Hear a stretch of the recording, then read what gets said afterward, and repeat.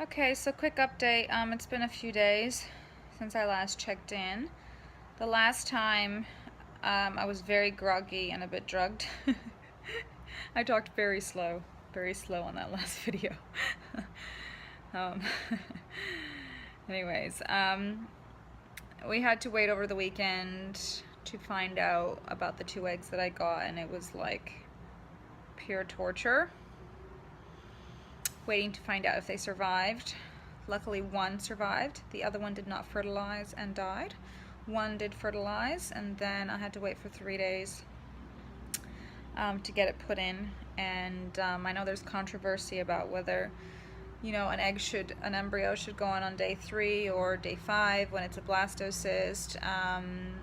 So a lot of private clinics, they don't put it in until it's turned into a full blastocyst on day 5. And in the public clinic, their evidence pretty much have to be evidence-based for their protocols, so they just say, not strong evidence to show that there's more viable pregnancies if it's a day 5 versus a day 3. So as more evidence comes out, they will maybe change the protocol on that. But a lot of people favor day 5, but where I'm going, it is day 3. So it's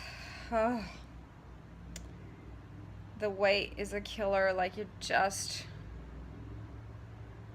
every second you just got to keep yourself distracted, and we did a really good job over the weekend. I've been struggling a lot, even though this round I've been a lot more numb, and I have been kind of in denial a little bit, I guess, and I haven't got my hopes up. So I mean, it's hard not to, but I haven't got my hopes up completely. So then when I went into the clinic on Monday, I was convinced that when I got there, they're gonna, all morning I was like, they're just gonna call me and tell me the eggs died, and I've gone through all of that pain and suffering for an entire month for nothing. And I went into the clinic, and the egg had survived, which was lucky. And I did complain to the nurse. I was having a hard time. I said, look, I'm a little bit traumatized from Friday. That was a lot of pain, and I was treated very differently this time than last time, and she was very sympathetic, and she was so lovely. She was the angel that I needed that day. She just listened to me and encouraged me and talked to me a lot. And so went in and got the egg put in, and then afterwards, because she had been so kind and loving, I actually burst into tears afterwards, and I was like, will you guys give me appropriate counseling, like, for when I should give up? Like, how do I know how many times I should go through this? Because it's so much, and I'm just crying, and I'm like, how many cycles do I go through? And she was like, oh, honey, unfortunately, it's a numbers game, and you're still young, at least, you've got some time. And all of that made me feel a little bit better, but it's still so hard. She was like, this journey takes so much grit and so much resilience, but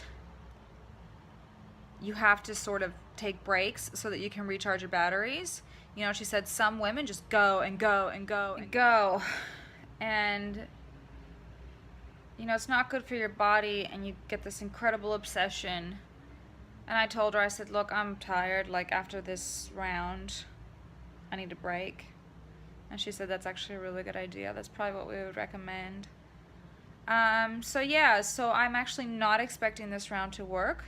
I'm handling this a lot better this time, and whether it's avoidance or just being numb or self-protective, whatever it is, I have not been attached at all this time, and I'm not going to read into my symptoms because I had so many symptoms last time, and now I know they mean nothing.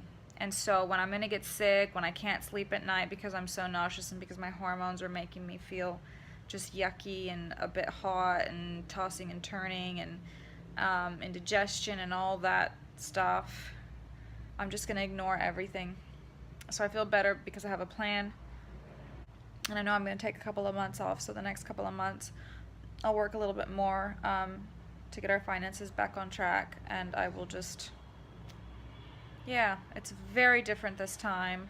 I literally have no hope. And the psychologist had recommended briefly, like, just being quite hopeful and just talking to the egg. And as she was saying it, she's like, look, there's no evidence to say, oh, attach, little egg, attach. And I said, I can't do that. And she said, oh, that's fine. She said, there's really no evidence to show that it even works. And I said, I can't. And emotionally, I'm not there. And that's okay. And she said, it's okay. Wherever I'm at, it's okay. It's okay, it's okay. And that takes the pressure off, because when I'm having these fluctuating emotions throughout the day, because a day of emotions is like the weather. Like 1 minute it's like tropical weather. Like 1 minute there's thunderstorms, and then the next minute it's sunny, and you're like, what? And then it's raining, and then it's sunny, and then it's raining, and then it's sunny.